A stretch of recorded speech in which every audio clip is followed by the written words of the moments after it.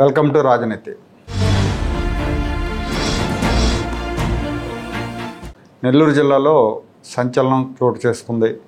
గత కొంతకాలంగా వార్తల్లో ఉన్న రౌడీ షీటర్ శ్రీకాంత్ అనుచరులు కొంతమంది ఒక లాడ్జిలో మందు కొట్టి ఎమ్మెల్యే కోటమిరెడ్డిని లేపేయాలనుకుంటున్న వీడియో బయటకు వచ్చింది.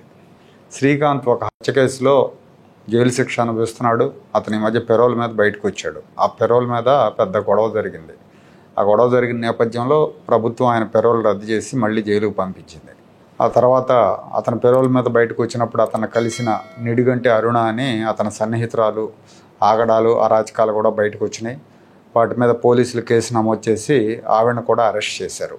అయితే ఈ శ్రీకాంత్కి పెరోల్ లెటర్స్ ఇచ్చింది తెలుగుదేశం ఎమ్మెల్యేలు కోటమిరెడ్డి శ్రీధర్ రెడ్డి, గూడూరు ఎమ్మెల్యే సునీల్ కుమార్.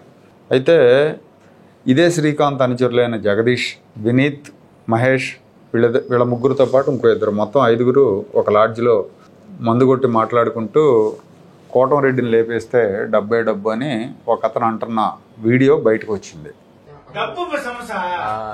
చూసుకోండి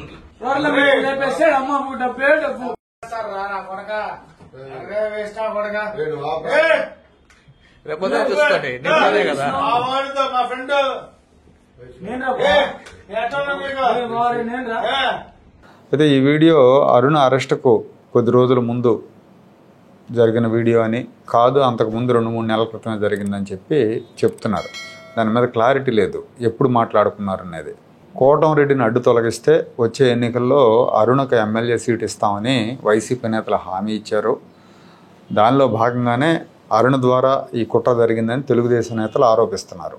దీని వెనక వైసీపీ నేతల హస్తం ఉంది, వైసీపీలో బడా నేతల హస్తం ఉంది. కోటమిరెడ్డి అనుచరులుగా ఉన్న వాళ్ళనే లోబరుచుకొని వాళ్ళ ద్వారానే వివేక హత్య చేసినట్టుగా, వివేక మనుషులే వివేకాన్ని హత్య చేశారు కదా, అలాగే కోటమిరెడ్డిని హత్య చేయించాలని చూస్తున్నారని తెలుగుదేశం నేతలు విమర్శిస్తున్నారు. దీని మీద సమగ్ర విచారణ జరపాలని డిమాండ్ చేస్తున్నారు. అయితే ఈ వీడియో విషయం ఇంతవరకు తన దృష్టికి రాలేదు. దీని మీద విచారణ జరుపుతామని నెల్లూరు ఎస్పీ చెప్తున్నారు.